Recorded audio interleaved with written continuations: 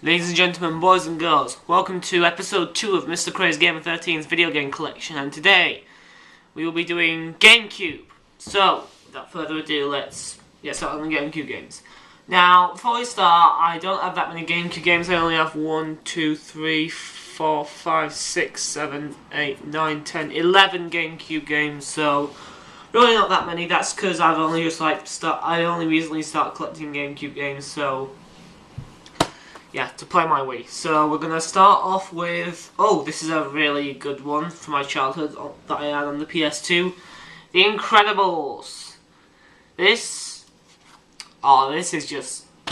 is nostalgic to me. Basically, it's a beat 'em up. Well, it's sort of beat 'em up. Yeah, it's mostly beat 'em up.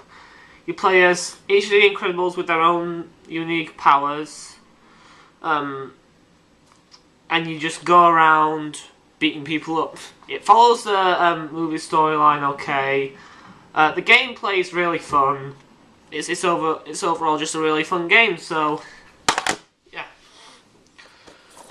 Next up we have The Legend of Zelda Collector's Edition. This contains 4 classic Zelda games in one. Legend of Zelda for the NES, Zelda 2 The Adventure of Link for the NES, Legend of Zelda Ocarina of Time for the Nintendo 64, and Legend of Zelda Majora's Mask for the Nintendo 64, as well as a demo to the Legend of Zelda Wind Waker. So overall, this is actually pretty valuable, I think, because this only came in like Nintendo Power. So yeah, if you bought Nintendo Power magazine back when Wind Waker was being advertised, but I bought this off Amazon, used in good condition for about 18 quid, so yeah, it's pretty steep for an old GameCube game, but 4 games in one, why not? It was one I wanted to get anyway, because it's the only, well, apart from the Virtual Console, it's the only way I can play Ocarina of Time and Majora's Mask, and I really wanted to play those, so yeah, as well as the first 2 Zelda games. So moving on to the Harry Potter games next. Harry Potter and the Chamber of Secrets. I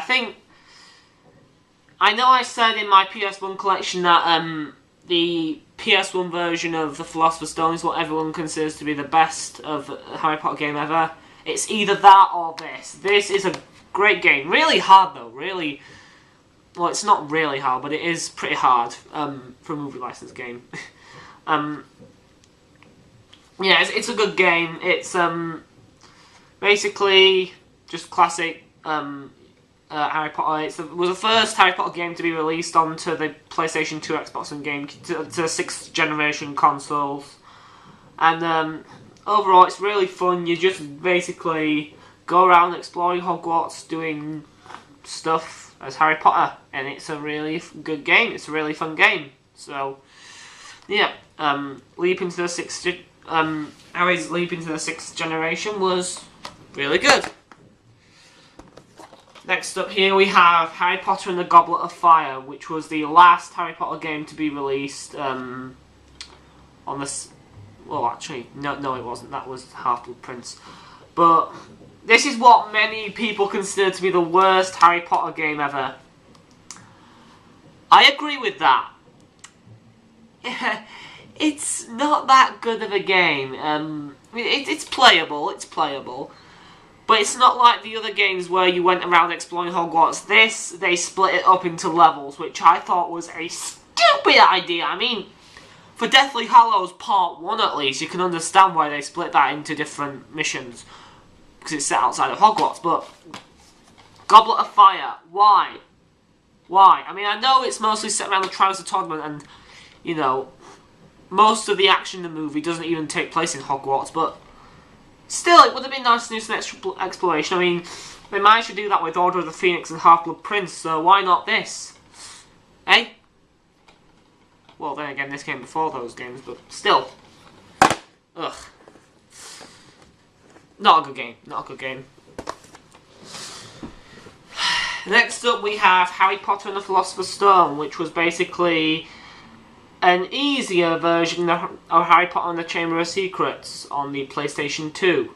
Yes, the Xbox and GameCube versions of Chamber of Secrets were actually slightly different to the PlayStation 2 version, so graphics-wise and some of the stuff you had to do, so yeah. But Philosopher's Stone, it's an okay game, you know. It's basically just the gameplay is the same engine as Chamber of Secrets. It's pretty much the same thing as the PlayStation 2 version of that game. Whoop-de-doo. Not much really to say.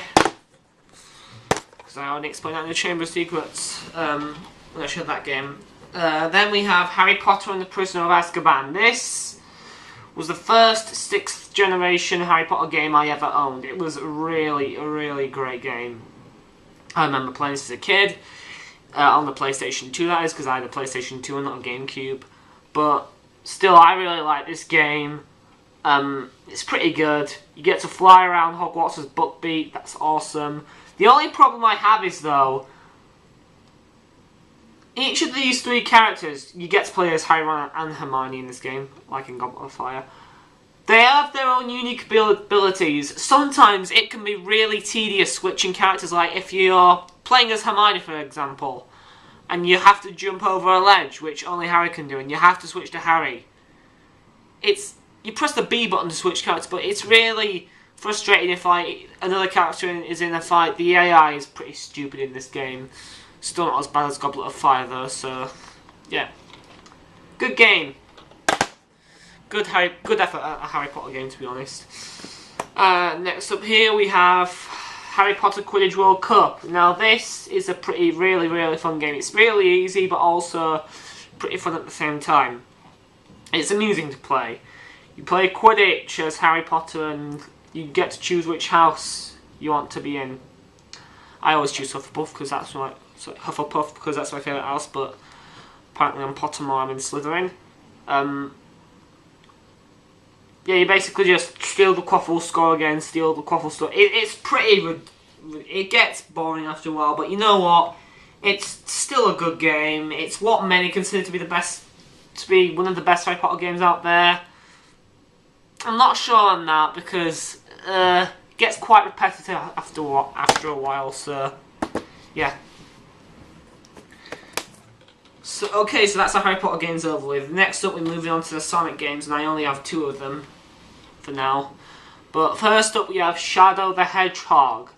Now this is what a lot of people consider to be a bad Sonic game. Okay. I don't mind this game. Seriously, I think this is one of the better Sonic games, 3D Sonic games. I'm probably going to get a lot of hate for saying this, but I like this game, okay? I think the story is terrible, but the gameplay I think is really fun. You have the option to choose. Yeah, you have the option to use vehicles, which I think suck.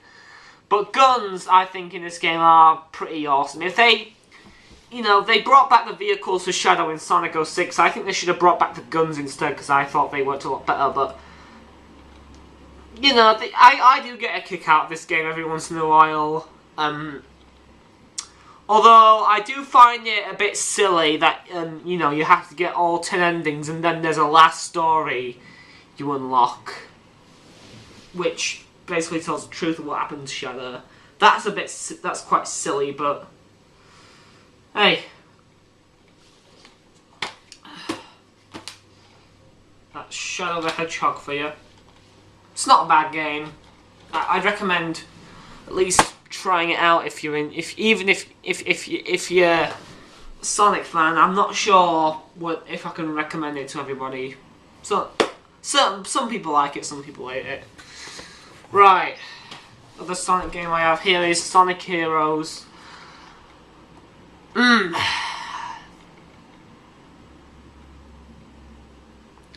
not sure what to say on this.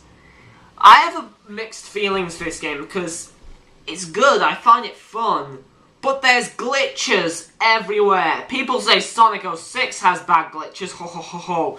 You have not played this game. You have not played this game. This game has some pretty bad glitches in it.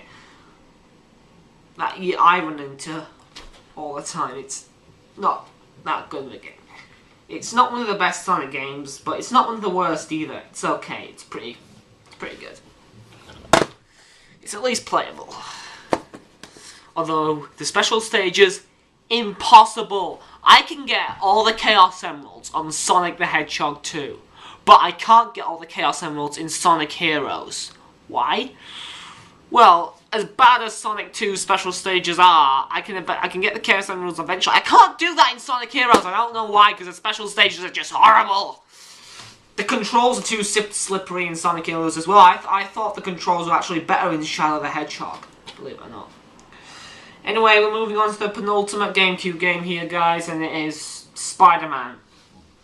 Based off the 2002 movie of the same name, directed by Sam Raimi. Spider-Man is basically a game where you swing around, fight bad guys, it's split into levels, not like the later games, although you can't touch the ground, which I think is stupid, but you can't do that in the Incredibles either, if you're up on a high building. But still, it's a pretty fun game. You know, it's nice to play if you're a Spider-Man fan. Give it a try. You might like it. And now we are moving on to my favourite Spider-Man game ever, Spider-Man 2. Spider-Man 2. Fantastic, fantastic game. This was the first PlayStation 2 game I ever owned and played, along with The Incredibles. It's awesome. It's really, really awesome. You actually feel like you're Spider-Man. I can't really describe this game. You have to play it for yourself in order to, you know, experience it, have a true experience. Definitely try this game if you're trying to get into the Spider-Man series or superhero games or whatever. It's a good game, but anyway, that's that for now. Yes, I know I only have 11 GameCube games, but still, that's all I have for today. This is Mrcrazygamer13's saying word out. Next up, we're going to be doing my even briefer PSP collection. So, see you then.